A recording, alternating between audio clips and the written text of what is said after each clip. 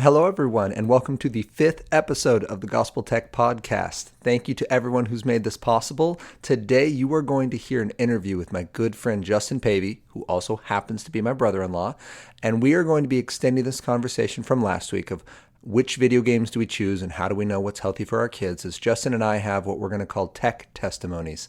We both have an active and living faith with our Lord and Savior, Jesus Christ, and we have had to handle our technology differently in order to make that faith functional.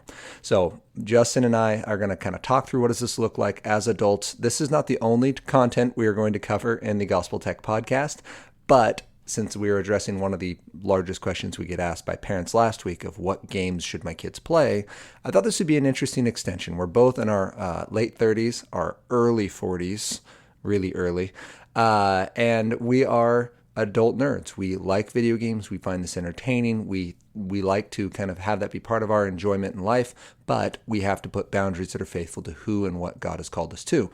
So we're going to begin the conversation. I hope it's helpful for you. And just know if video games are not your thing, just enjoy the process and Justin's smooth, silky voice, and then come back next week and we will be moving on to more questions and queries and helpful content to help families love God and use tech. Welcome to the Gospel Tech Podcast, a resource for parents who are feeling outpaced and overwhelmed as they raise children in a tech world. As an educator, parent, and tech user, I want to equip parents with the tools, resources, and confidence they need to raise kids who love God and use tech.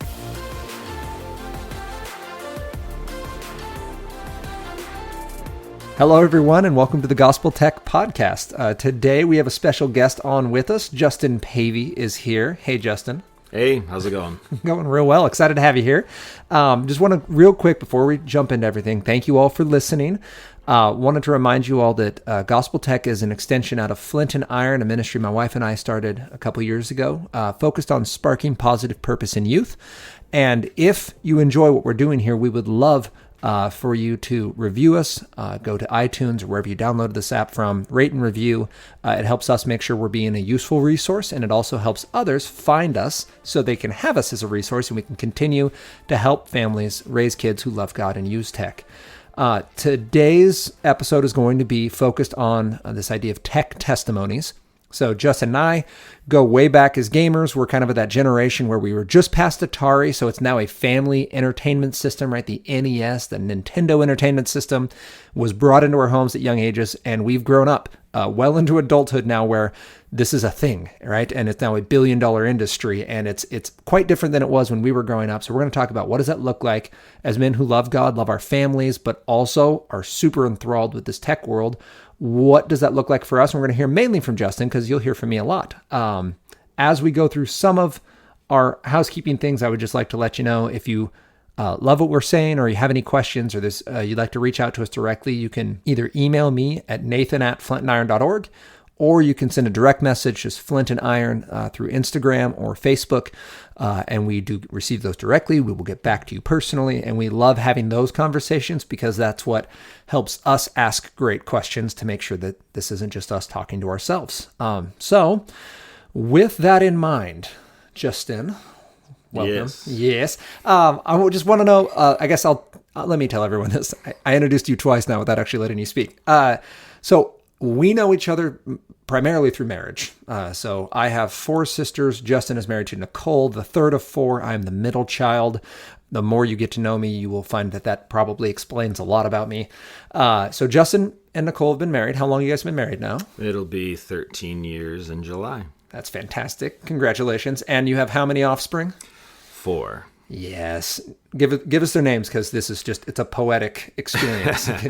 Yeah, there's just something about the ending in TON sound that really reverberates with me. So it's Remington is our oldest, then Gwendolyn, Kensington, and finally Sutherland, which should sound familiar to anyone related to the Sutherland clan. Yeah, it's a fantastic first name, if I must say. So you guys have been back in Washington State for I think it's 7 years in April. 7 years. So I guess give me a synopsis, or give us, I should say, a synopsis of kind of your journey to returning to Puyallup and a little bit about you and background before we jump into the actual tech testimony.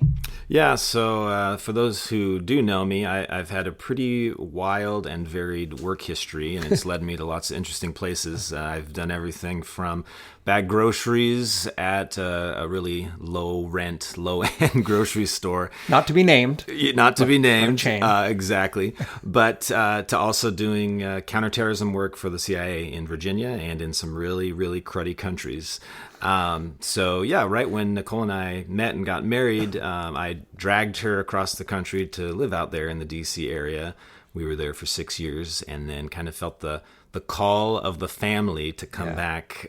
We really had enjoyed that time as kind of newlyweds and not knowing anyone, creating a path and a journey out there that was all our own. But then once we started having kids, the first two, in fact, we thought, man, wouldn't it be good if I could just take a sick day and not get chewed out by my boss? Because don't you know you're doing God's work, and how dare you take a sick day for your kids? At the agency? Yeah, that's the way they would put it. So, the world will literally crumble if we are not here, the constant gardeners. Yes, if you do not hit send on this email right now, that's it. Yeah. So, we came back 7 years ago, and it took me a little while to figure out what to do getting out of the counterterrorism world.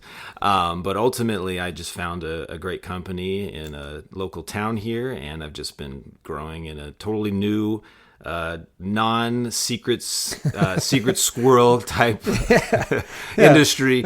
And I'm just happy I work in the insurance industry now, and I do IT work. So. Yeah, if any of you guys are rolling your eyes when you hear insurance work come out of his mouth, it's fine. We still all think the exact same thing, right? We're like, sure, because the agency let you go and you got into insurance and a desk job. It sounds very sketchy to us too, but that's okay. I do want to clarify. You said some pretty crummy countries, and we're talking safety and human rights record wise. Yes. It's not the people. We don't dislike the people in the countries he was in. It's just they don't have a great track record of caring for people made in the image and likeness of God. So absolutely. Just to clarify there.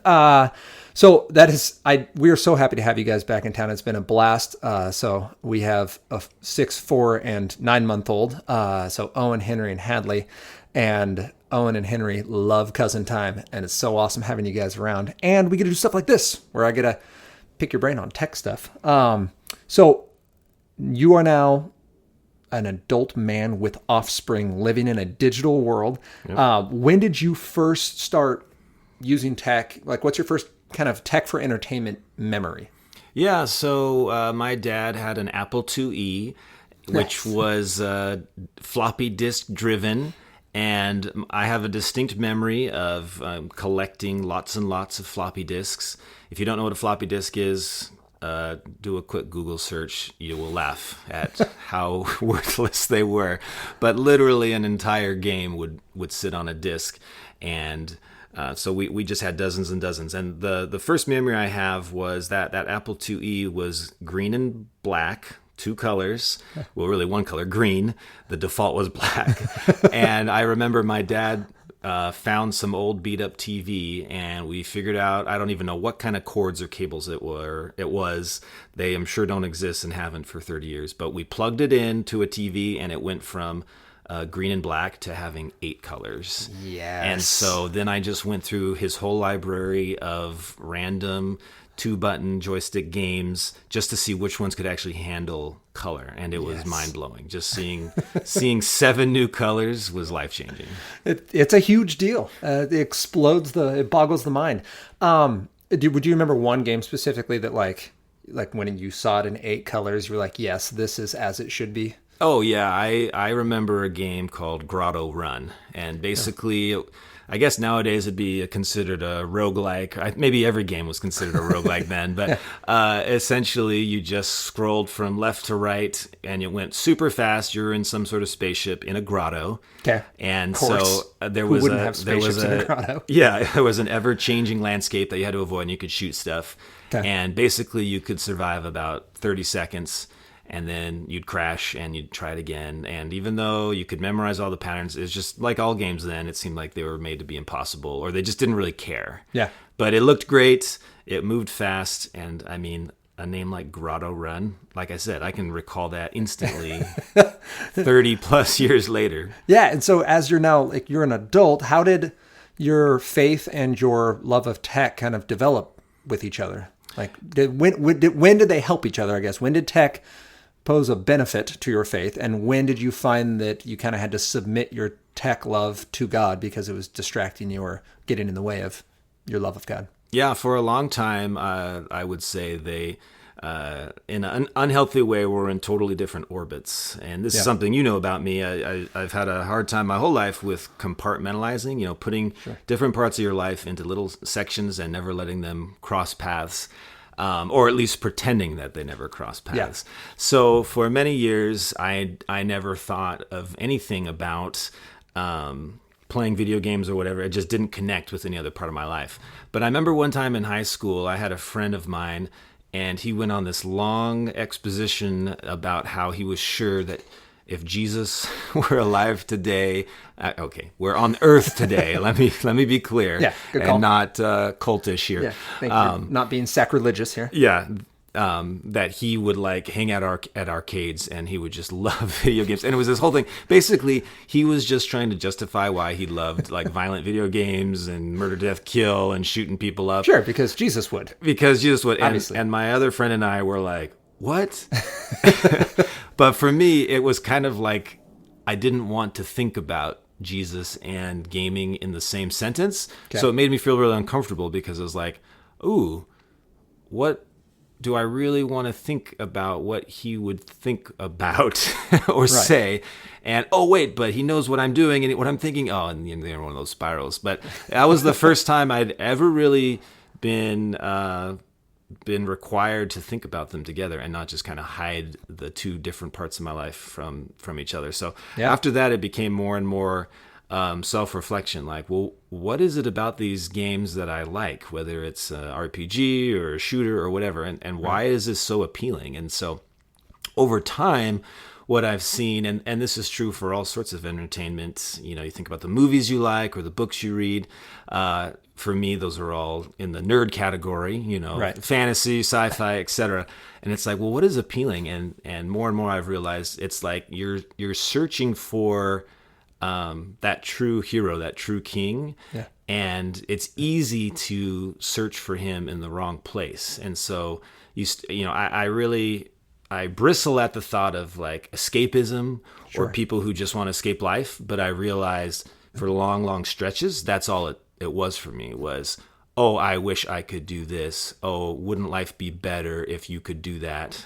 Yeah. And the disconnect was always just, well, actually, life should be better than it is. Yeah. And maybe you should be able to do those things you want to do, but you will never do them because a screen shows you or your avatar doing them. And so it's just been probably in the last 5 to 10 years that has been something where I've had to give it up to the Lord and be like, this is about looking for a greater story. So I need to look for him in the right place and not look to be saved by gaming. That sounds ridiculous, but that's what. But you see it in there. That's what people do. You think, oh, okay, my life's terrible, or it's boring, or it's dull, or I have a hard time with my job, or I had a fight with my kids or my wife. I'm just going to go do this and feel better about myself. Yeah, and I want to put a pin in that because there were multiple things you just said that I love that hit true with me, and I think will hit true with a lot of the families listening. Is we do see this attraction to game that almost boggles the mind, right? Like you said, there were 8 colors in the original game, right? And you and I understand that we've both had that experience, but for people who aren't gamers, they're like, yeah, there's a lot more colors than that in real life, right? Like there's more than 8 colors. Why was that exciting? But it is exciting, and it does have something to do with like this kind of, we've been created for adventure and we've been created for a perfect world, and we know this world isn't perfect, and that's a world that can focus just on one aspect of it, right? Just being the hero. But then you talked about this idea of like, we become so aware of the brokenness around us that we almost go, well, God, I know you're good, but I'm going to go ahead and do this so that I can feel good about what's happening here. Like, you're good and that's great, but I need this one other thing, right? I need this escape. I need this adventure. I need to feel successful. I need to feel like a hero. And that it, at some level, for some of us, especially those of us who've become unhealthy in our trajectory, can become like this hero narrative that we put ourselves back in the middle, right? As another idol. It becomes, as Tim Keller says, our hearts are idol factories, and it becomes just this digital idol where I don't really want to pay attention to reality. I'm going to go run here. So families who are listening, husbands and wives and the kids too, I just want to bring that up. We will at some point, Justin and I, come back and talk about this idea of having a nerd in the family. I have found it's usually like a 3-to-4 ratio, husbands to wives. Typically, if there's only one spouse who's a nerd, typically 3 out of 4 times, it tends to be the husband. I have found that is not a scientific fact, just me speaking. But we will return to this idea of, okay, well, how do we have a marriage when someone is this fascinated by fantasy or maybe even escapism? Is there a place for that? Is that just imagination or is that unhealthy? I think that's another conversation that, or if we have a ton of time today, we'll get to it, but I don't think we will. So I do want to just put a note in that if that resonates with you, we are going to come back to that. That is the reason when Justin and I come together here, that is kind of a flavor you're going to get from these interviews, is we both very much resonate with kind of the nerd culture, this off the beaten path, although it's kind of mainstream since Star Wars now like runs the world. So I guess we're not as cool and niche as we used to be. We used to know what a Mandalorian was, and that was cool for a time. If you don't know what that means, I thank you. We will come back to that, but I think I want to dig a little more into, all right, so then you grew in the last 5 to 10 years. So we're talking full-blown adulthood. Mm-hmm. You have come to a spot where your technology and your faith are operating in the same circle, that you are submitting to God. How, like I said, where have you seen that change then in the last 10 years? Yeah. So a couple things. Real quick, just what you said triggered another memory. I can distinctly, and this is going to sound so weird, and yet I think there might be people that nod along, maybe if their spouse isn't within peripheral. Okay. I can distinctly remember many times in my life where I might be experiencing something out in nature. Like maybe I was on a vacation or in another country, and you're seeing, I know where this is going. And I would see like a really interesting landscape. Sure. And I would start thinking about, wouldn't that look so cool in a video game? And not just that, but like where I would think about how impressed I would be to see, I always think of like rustling trees, like in the fall. Yeah. And I would be like, man, what kind of graphics engine would it require to do that? The Crysis 5 engine. Yeah. And what kind of stuff? And I would get in this huge, it would feel like I was just zoned out thinking about it for 30 minutes. Yeah. And then I would be like, well, later in life, I would start to think, wait a second, I'm experiencing this for real. Like, why would I care if there's a game engine out there that could be that immersive or could make me feel like I was seeing this? I'm literally seeing this. Yeah. And that's the kind of thing where it's almost like, Paul having the dirt come out of his eyes and you could see, because it's like, that's so crazy. Like, who cares? What a thing to dwell on when I could instead be experiencing this. And you almost get that fear of like, well, I don't want to be like this with kids when I have kids, or now that I have kids, where it's like, well, clearly Dad would rather be doing something else. Maybe we don't know what. Speak to that. Like, let's take that into marriage. So now, like, you had this kind of scales falling off your eyes moment, where God's like, hey, like the world you're living in isn't reality. I think that's one of my favorite things, is we think about the world we live in and the already but not yet. The gospel tells us that God loves sinners, that God sent Jesus, his only son, to live a life we couldn't live, to die for our sins, to be risen again, defeating sin, Satan, and death, so that we can have life now. We can be saved for good works. So we're saved for the world, not from it, and for the world that he's going to remake. That this isn't about like, we're going to go hang out with cherubs, but God is redoing reality. That I think it was C.S. Lewis who wrote in the last Narnia book, right? He's going to make all the bad things of this world untrue, right? So that we resonate and we see these fantasies, these imaginations, and go, man, there's something beautiful in that. And then God goes, hey, like, my world's broken, but like, that's the world I died for. Like, Jesus died, not God the Father. Let's make sure we're not speaking heresy. God the Father sent God the Son out of a triune, singular God to die for us. And Jesus died, John 3:16, so that all who believe in him might be saved. So you then had this moment, scales fell off, you recognized reality is important. You have 4 kids. Mm-hmm. Oldest is 9, down through 3. Down through 3. And Sutherland is a delight. He's built like a brick wall, man. So we have 4 kids within 6 years. How does your tech use and your parenting work in tandem? Like, how do you either balance that, or let's start in 2 points. First, how does your tech use for because you still game and enjoy streaming videos and stuff. So how does that fit in with the reality of being gifted with kids that you're to raise up in the love of God? Yeah. So to me, it's a matter of where you place your time, as humans, and our most finite resource, our most precious resource in terms of, the things available to us is time. Yeah. And I think that's something that whether you're a Christian or not, people understand, that there's this big fear of death. And I think it's really about, okay, time is my most valuable resource. So how you spend that time shows a lot about what you value. And so for me, it used to be, I felt like if I didn't get a certain amount of time, whether I had kids or not, whether I had responsibilities for work or not, whether I was married or not, in order to game, then I feel like, that's kind of a disappointment. I wish I could have had a little bit more time to do that because it's really fun, or it lets me escape, or I feel better about myself.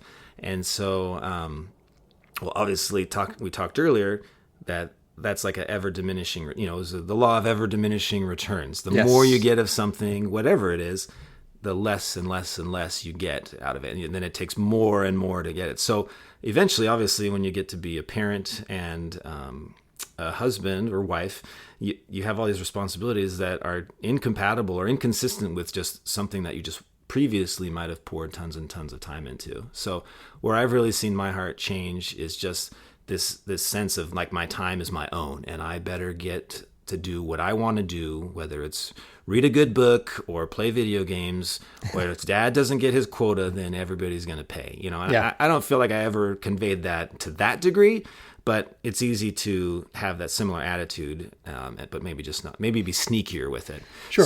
And we do that. Oh, go ahead.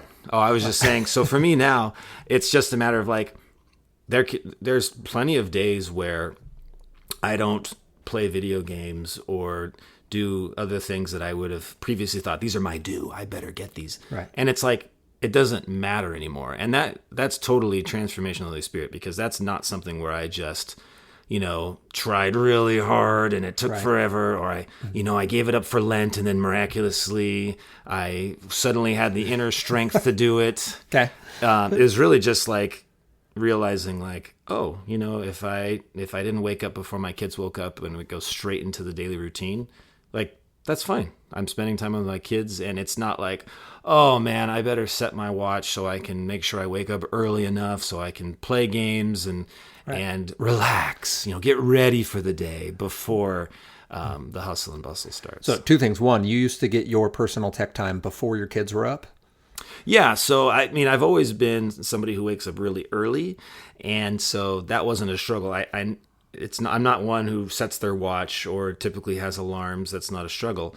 But as time's gone on and I've had more kids, I'm not somebody who is always wishing for 10 years ago or that I was way younger than I am. I'm 36, so it's super young. Yeah, incredibly young. But it's like just naturally, how early is early has changed. The definition of early has changed, and so, rather than force the issue or fall into, I think of things where I've heard even at your talks, Nathan, about, are you somebody that's, actively working against your own health and betterment to do these things?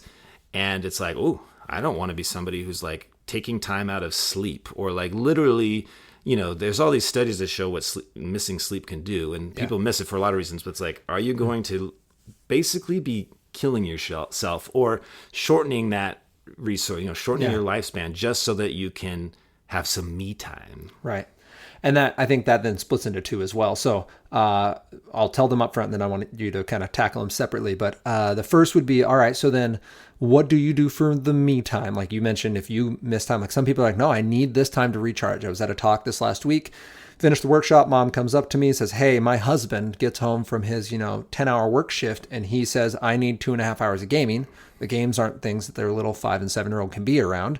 So he's now home, but gone for 2.5 hours. So what does that look like for you and for the families listening? I'm not even saying that's right or wrong. I'm saying that was a question I was asked. And we hear Justin say, well, all right, I had to make a priority decision that my kids take priority in that particular family. I'm not familiar enough with their situation. And she and I had a kind of a tangential conversation because there was other stuff going on that wasn't actually tech related in their particular relationship. So with that, I would love you to answer just kind of like, what do you do for your own then? And then I think I'd love you to talk about like with you and Nicole then, because I get the background info of knowing Nicole's not as into entertainment tech. Oh, third side note, Justin and I, gaming background, you might be like, well, what about social media and what about streaming and what about music and what about, TikToks, any of those other options? Those are all great.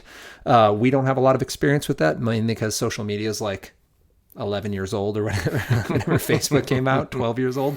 So 2005, 15 years old. Okay. Well, anyway, that gaming is something that for us and that what we've seen in our lives and our friends' lives as something that continues, right? That we know a lot of adult men and women, but I know personally a lot of adult men who dump pretty significant time and resource, right? The new gaming consoles are being made for people in their mid 30s. That is the primary gaming demographic in the United States who spends money, 36, 37-year-olds. So it is not 12-year-olds, 15-year-olds. That's why they're making $400 consoles. It is for the adult gamer. So when I ask that's why we're kind of talking on this. But I do want to hear, what do you do then for your unwind, unplug, now that you have your priorities in an order where you're like, I can be faithful to God and I still enjoy games. So I'm, as long as they fit under what God's asking me to do, and then kind of tie that in with your spouse who's not as into it.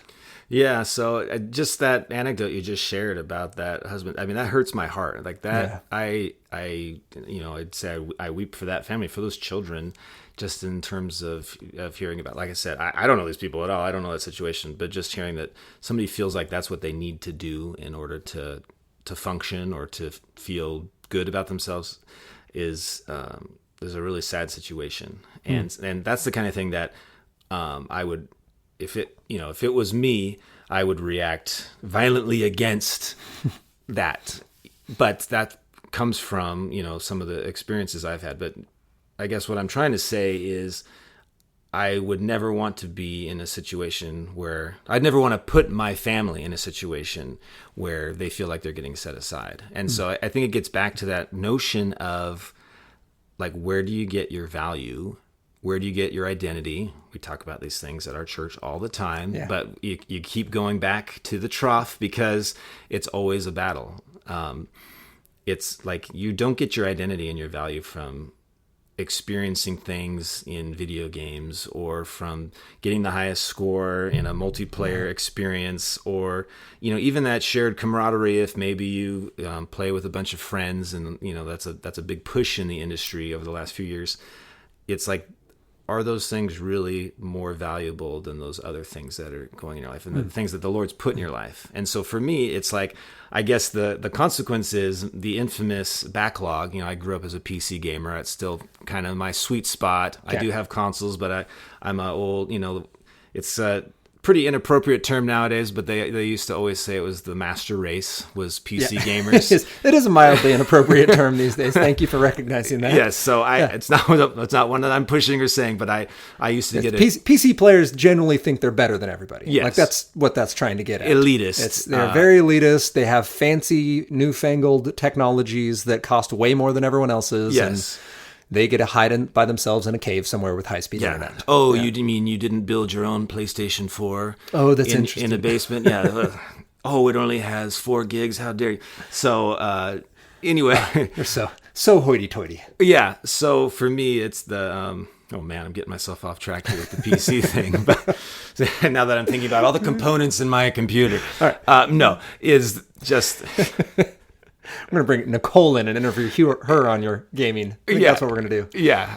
Check the credit cards. No, you had asked, seems like 10 hours ago, but I'm on a tangent, about Nicole and not being into gaming at all. Yeah. So, yeah, in fact, as she likes to recount to me and others often, is she always told herself growing up, and might I add, growing up with Nathan, that she would never marry like somebody who played video games or was a nerd, and she ended up with me. So yes, sweet justice. Yeah, so my relationship with games and Nicole has been a bit of an evolution over time too. So a lot of it early on when we first got married was, I would say, shame-based. Okay. And I mean, what's a good American without some shame-based, you gotta have some guilt-ridden decision-making? Are you sure that's what you want to be doing right now? Yeah. Well, no, not even that. I would feel shame in revealing that I was a gamer. Oh, okay. Like she knew I played, but I would try and act as though I wasn't really ever playing games. Okay, Not that I would like hide from her. I'd spend time with her, but like if there was like free time where, you know, she's sitting reading a book and I'm sitting there, I'd be like, oh man, I better find something other than video games to do, because she's going to be judging me the whole time, or she's going to realize what a dork I am. Yeah. So, anyway, light bulb. Yeah. I finally remember where I was going with my PC comment, and it actually ties in. This is a miracle. Beautiful. So, being a big PC elitist, even though I still like consoles, I use Steam, because Steam is like the primary library for digital games. It's an online compendium that you can go to for downloading games. And most gamers out there, certainly PC ones, would know you set your clock to the 4 or 5 sales each year, where like half of the millions of games out there go on sale. And so anyway, there's this whole concept of a backlog or a wish list where you can build this library of, and you can even order it, because of course, again, you're not a red-blooded American if you don't like lists. Like, what's your top 20, this, that, or the other thing? Yes. And so it used to be that it was a badge of honor, as, I called myself a completionist, and that means a different thing nowadays. Nowadays, completionist means like you get 100% achievements on games. That overwhelms me. I can't even fathom doing that, and I just don't have the time or commitment or even probably the skill for some of these achievements out there. Yeah. But completionists, when I was growing up, and that I still hold on to, like the old man that I am, is this idea like I beat games. Okay. That's the accomplishment. I beat it and then I move on. Like it's very rare that I would ever go back. So it used to be like, oh man, my wish list on Steam's getting big. I got to blow through some games. Like, this is twisted too. You would feel stressed. Yeah, I got to there's so many games more there. games so that I can play more games. And I better beat this one. I've kind of used this one up. I've squeezed the juice out of it. What I'm going to enjoy. Now I'm going to move to the next one. But I really should beat it because I spent money on it. There's this commitment. So it's just kind of this. All right. So tying this all back together, the wish list is now just, and forever will be, insanely long, and the backlog, as it's called, because it doesn't matter now to me, like, oh, did I beat my 37 game quota for the year or whatever it might be. It's like those things can have their time and their place, and if I get to them, I get to them, but if I don't, I don't. It's kind of like, there's all sorts of things out there that you might wish you had more time for, and if you think about it too much, you'll kind of get overwhelmed. And this gets back to this whole time is your precious resources. There's just not enough time in this present life to do all the things that you might want to do. So as Nathan well knows, if I start thinking about eternity too much, I start sweating. I start sweating and get tremors, and not because it's not a beautiful thing, but just the concept of it. If the world was made of metal and once every 10,000 years a hummingbird came and pecked it once, when that world of metal is gone, it's the size of a marble. Yeah. That's the beginning of eternity. Yeah, so see, now I'm going to have a sleepless week. You're all welcome for that. That's, 12-year-old Camp Nathan having his mind blown. So basically it's, again, time being so precious, I want to invest it in things that are more valuable than, I feel pressure to beat enough games so that I can buy more games so that I can shorten my wish list, which is always growing. There's always going to be more of anything. So that's the danger in all the different, just entertaining ourselves to death as a culture. Yeah. Yeah. Great name for a book. and it's a great concept. And I believe that's not even a Christian Bible-based book. That's not. just It's just a dude who it's was just a guy who was seeing the writing on the wall. right 40 years ago, 30 years ago. I mean, it was, 1985. yeah, so just at the cusp of things. But it's so true. Like, these are things that, again, I mentioned the law of diminishing returns. There's a balance there where if you pour yourself into it, it's not going to give back in the way that you would hope it would or wish it would. Then with you and Nicole and raising 4 kiddos, ages 9 down to 3, what are the conversations you're definitely on the same page with when you're talking about your own kids, their tech use, how you're going to raise them? What do you find that you're firing on all cylinders and it makes perfect sense? Yeah, so for us, we're actually surprisingly on the same page when it comes to video games. So for me, having grown up, like I've grown up in as it's exploded in the culture and become such a big part of so many people's lives, I guess that's really tuned me into the dangers of it. And I look back and I wish that my dad had more restrictions in what I could do or how much time I spent. Sure. I mean, I wouldn't have told myself that back at the time. Sure. But 12-year-old Justin would disagree, but 36-year-old Justin. But like, basically, I could do whatever, whenever, and Sure. And so I actually embrace the same things that Nicole does when it comes to what the kids can and can't do. So honestly, I would say for me, and this is not some golden rule or anything, but I almost look towards like getting fully invested into gaming and whatnot as more of like an adult age thing. So like our kids, like my kids don't play games. We don't have gaming apps on. Well, they don't have phones or iPads, but that there's not things that we give them access to. I mean, my kids have like a typing tutor game, which I mean that's a soft spot for me because there literally was a game called Typing Tutor that I did to learn how to type. Is that the one with like the home row where like the little line and you had to like type the letters to keep the line short? Well, it had lots of different games. So there was like Space Invader or Missile Command, you know. So like you'd have to type the words as they came down or they would destroy your shield. I mean, so gamified learning. We'll have to have a future conversation. Well, and that was 30 value years or dangers ago. of gamified learning. Yeah. Yeah. So they've been learning. My 2 oldest have been learning how to type, but even then, that has actually been reinforced. So my second oldest, Gwendolyn, she's a very focused one. Like she wants to master whatever she experiences or she's encounters. A completionist, sure. Yep. And literally, we can see that infamous Sutherland family addictive personality where she just what you're talking about. where she will fixate on something and she just wants, like I said, she wants to master it whether it takes 5 minutes or 500 hours. Right. So even in the typing, which again starts off as just straight bare bones learning how to type, about as boring as it gets, and then slowly you can do a couple, who can in 8 colors. I mean, it's low bit, low tech graphics. Like if you type fast enough, you can climb the mountain a little faster than the AI controlled 16 pixel mountain climber next to you. Sure. And like Nicole and I can look and see like she would just go over the deep end with any sort of entertainment heavy technology because it's just mesmerizing to her. And because she sees that, I mean, it's true. The gamification, the like, just one more level, or just a few more experience points, or I need another bag of gold, or open another deck of cards. Those I hate those. Those are the worst.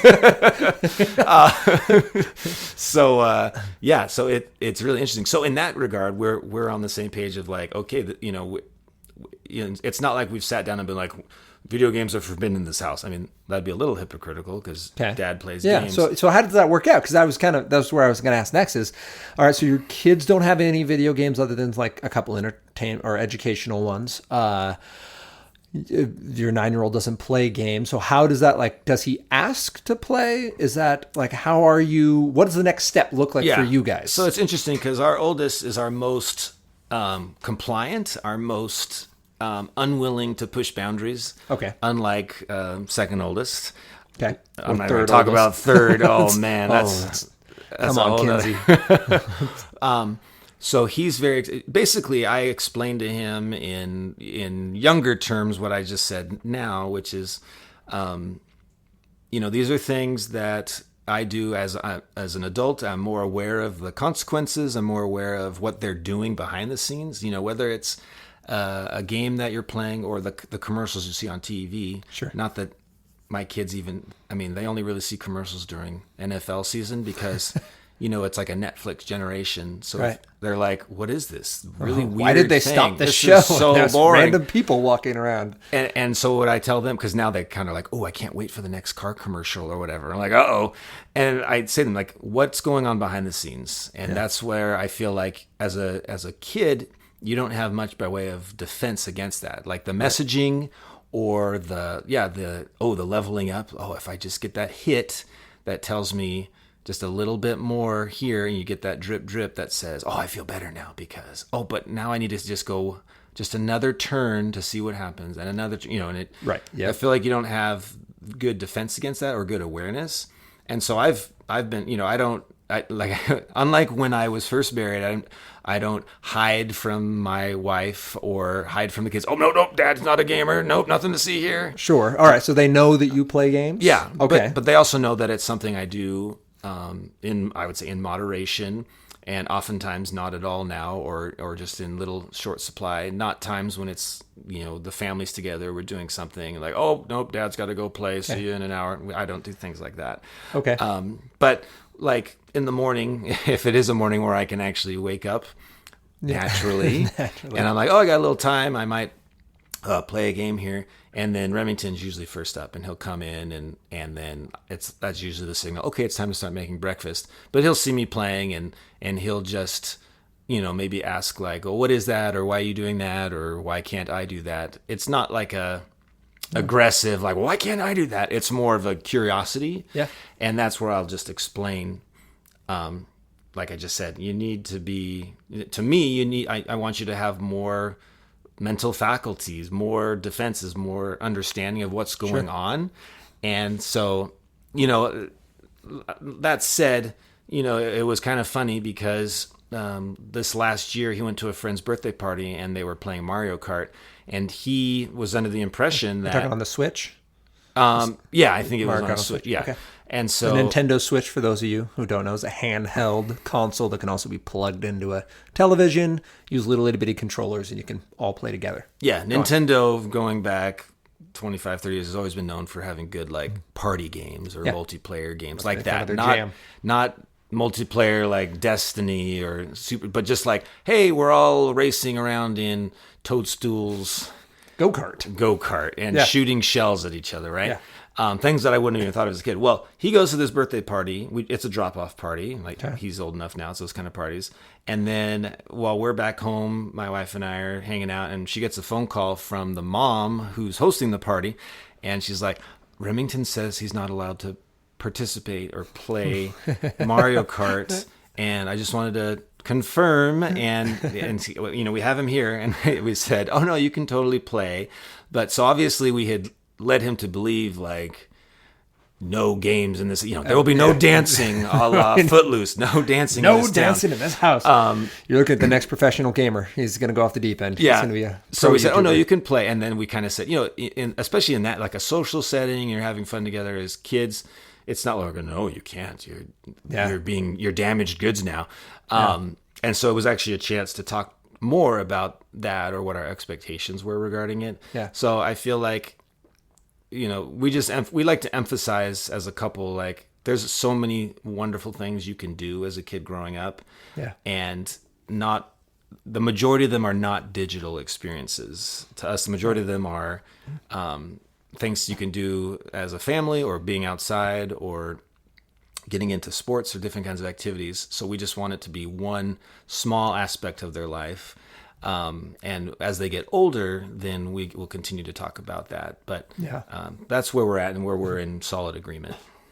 Well, and there's a lot of places, and I don't know if you guys listening are thinking that, but like there were 3 or 4 things you said there as far as like the standards you have and the impact that tech can have. We do have a bunch of that research. You and I have talked about that a lot, about what that does to sleep and developing brains, and is it addictive or is it not, and what does the research actually say, and what should we care about? And those are going to have to be conversations for another day because we're already kind of pushing the time limit I would ask someone to sit and listen to us for. But I guess in closing, tell me real quick, what's some tech that you do use? So you mentioned some educational tech. What's tech that you use in your house on a regular basis? Clearly not video games for you guys. So what is something you use? Just kind of 30 seconds. Somehow, despite being a privacy obsessed person after working in the intelligence industry, we use stupid Alexa all the time. Darn you, Alexa! For our grocery list, or Nicole loves herself some Alexa, or Google Keep. Those kind of like cloud based where you have 3 different phones or whatever between each other, and the moment I put this item on the grocery list, it shows up in the other. Yeah. Those kinds of utilitarian ones, it's like, it's our jam because it's super handy. So darn convenient. Yes, and yet Alexa, or as we demand that the kids call her, Echo, we require, because otherwise, so she's not personified. Yes, or so she's not popping up all the time with, what do you want? Yeah. She's listening to me all the time. It's terrible. Isn't that creepy? Yeah, we might need to talk about that sometime too. Yeah, she does listen. So then, you guys use audiobooks? Do you guys? Yes, we're huge audiobooks fans. Okay. Which we have I think Matilda is currently what we're going through. So the kids love audiobooks for some of their entertainment. Well then, in wrapping this up, thank you so much for sharing today, hearing your testimony. I think I'd like to also maybe peg in the future, you mentioned kind of your dad and raising you and some of that. I think we're going to have to dig a little bit deeper into some of that as we talk about tech and hope and where does the gospel tie in? Because if we believe that God loves us and has called us for something, then there is a higher standard than, but I really want this. And how do we kind of live into that? So 3 questions though, just about tech. What tech coming up are you most excited to see come out? I mean, I've been excited about this since I first saw like the airplane edited version of Terminator. Yeah. Terminator Vision. And I know this creeps Nathan out, but I am counting down to when I get Terminator Vision in my contacts. It's going to be amazing. I'm a stats dork, so if I can see everything's distance and the speed I'm traveling, and it's all in red, and it needs to be in red. You're not gonna settle for anything less. All right, so you're looking forward to Terminator Vision. Is that coming out? Like, is there a product? Is there a prototype? I years ago I read about a bunch of European companies were working on it, but I haven't seen anything since. I don't let myself look. Iron Man showed up and like crushed them and took their technology. That's what happened. I don't let myself look because then I'll just get that yearning and that like, oh, it's so far away. Is this the feeling you have when you aren't allowed to wear a battle mech suit of armor around? Hey, don't be talking about power armor and getting it mixed up with mechs now. Oh, excuse me. I'm so sorry. All right, then the second is, what tech are you most likely to have in your life that takes more time or attention than you wanted to give it? Yeah, so I'm just, again, I kind of have a visceral response when I see people nowadays everywhere, heads down, looking at their phone. Yeah. And yet I feel like lately, more and more, I've been noticing that I've been falling into that temptation when I'm around my kids. Like, I've made breakfast, they're eating, and it's like, oh, what's going on with the news? Or, oh, what's the weather? And it's just that domino rally where you've suddenly opened 20 different things. And I'm like, oh, wait, my kids have been saying, Dad, Dad, Dad, for probably 20 seconds. And it's like, oh, just a second, and you just... Yeah, and your mind just gets sucked in. Yeah, so looking at quote-unquote news. Yeah, it definitely falls in the infotainment category, I think. All right, so then a tech you can't live without. It's just embedded in your life. I'd say those darn grocery lists. Curse you, Echo.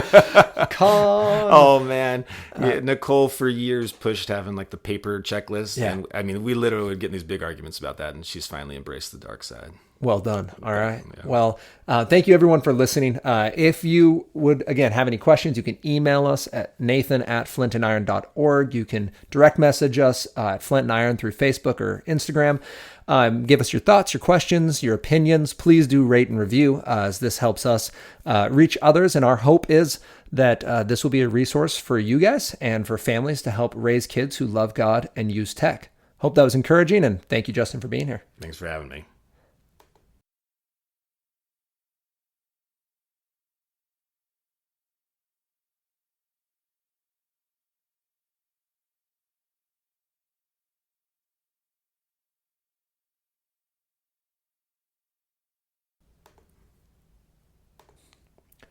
It wasn't recording.